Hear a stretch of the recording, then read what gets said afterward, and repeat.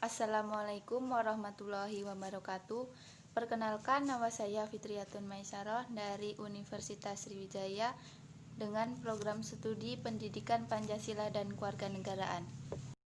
Baik, di sini saya akan memenuhi tugas dari dosen pengampu saya, yaitu mengenai materi tentang perkembangan hukum perburuhan. Mengenai hukum perburuhan, yaitu adalah seperangkat aturan dan norma baik tertulis maupun tidak tertulis, yaitu mengatur pola hubungan industrial antara pemberi kerja, pengusaha, perusahaan, atau badan hukum di satu sisi dan penerima kerja atau pekerja atau buruh di sisi yang lain. Hukum perburuhan terletak di antara hukum publik dan hukum privat. Dikatakan hukum privat karena mengatur hubungan antara dua individu atau pemberi kerja dan penerima kerja. Dan dikatakan hukum publik karena negara melakukan campur tangan melalui kegiatan aturan yang mengurus hubungan antara dua individu.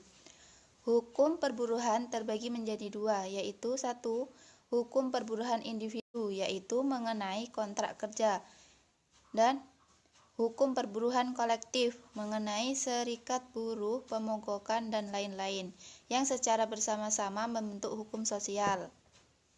Mengenai hal-hal yang diurus hukum perburuhan, yaitu satu, pembentukan dan pemutusan kontrak kerja, dua, perlindungan orang yang dipekerjakan, tiga, hak mutlak dan kewajiban yang timbul dari pekerja, empat, sistem tanggung jawab kedisiplinan dan material, 5. Pelaksanaan hubungan kerja, 6.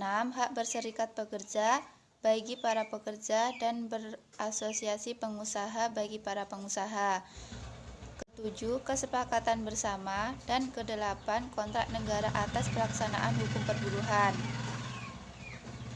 Mengenai hukum perburuhan di Indonesia, yaitu tidak ada definisi buku mengenai hukum perburuhan di Indonesia. Buku-buku hukum perburuhan didominasi oleh karya-karya profesional Imam Supomo, guru besar hukum perburuhan di UI. Karya Imam Supomo antara lain Pengantar Hukum Perburuhan dan Hukum Perburuhan Bidang Hubungan Kerja dan Hukum Perburuhan. Pasca reformasi baru-baru ini, karya-karya mengenai hukum perburuhan yang ditulis oleh Prof. Imam Supomo dianggap oleh sebagian kalangan sudah tidak relevan lagi. Hal ini terutama oleh aktivis serikat buruh dan advokat perubahan. Meskipun Fakultas Hukum di perguruan tinggi seluruh Indonesia masih menggunakan buku-buku karya Imam Supomo sebagai rujukan wajib. Mengenai landasan utama hukum perburuhan di Indonesia, tidak lain adalah Undang-Undang Dasar 1945. Lewat Undang-Undang Dasar 1945, setiap warga negara berhak memperoleh pekerjaan serta penghidupan yang layak. Oleh karena itu, hukum perburuhan di Indonesia harus dipatuhi oleh semua warga negara. Selanjutnya yaitu saya akan menjelaskan tentang sejarah hukum perburuhan. Pasca reformasi, hukum perburuhan mengalami perubahan luar biasa, baik secara regulatif, politik, maupun ideologis, bahkan ekonomi global.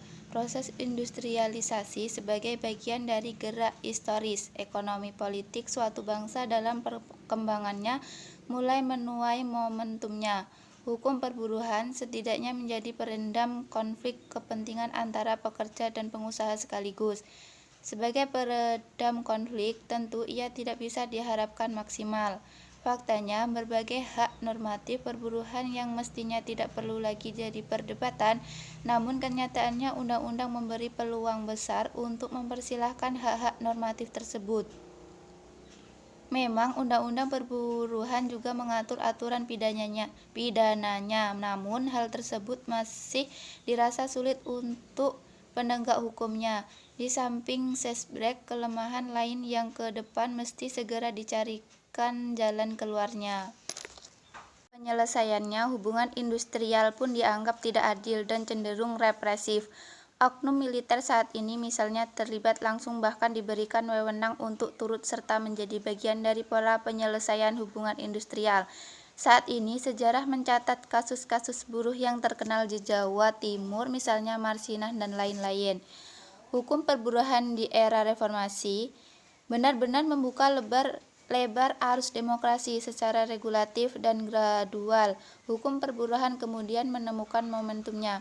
Hal tersebut terwakili dalam 3 paket undang-undang perburuhan, antara lain Undang-Undang Nomor 21 Tahun 2000 tentang Serikat Buruh, Undang-Undang Nomor 13 Tahun 2003 tentang Ketenagakerjaan, dan Undang-Undang Nomor 2 Tahun 2004 tentang Penyelesaian Perselisihan Hubungan Industrial. Dan perkembangan hukum perburuhan ditandai oleh lahirnya 4 undang-undang, yaitu 1. Undang-Undang Nomor 21 Tahun 2000 tentang Serikat Pekerja atau Serikat Buruh. 2. Undang-Undang Nomor 12 Tahun 2003 tentang Ketenagakerjaan. 3. Undang-Undang Nomor 2 Tahun 2004 tentang Penyelesaian Perselisihan Hubungan Industrial. 4. Undang-Undang Nomor 39 Tahun 2004 tentang Perlindungan dan Pembinaan Tenaga Kerja Indonesia di Luar Negeri. Itulah materi yang dapat saya sampaikan. Apabila ada kekurangan atau kekeliruan, saya mohon maaf. Kepada Allah saya mohon ampun. Akhir kata, wabillahi taufik walhidayah. Wassalamualaikum warahmatullahi wabarakatuh. Terima kasih.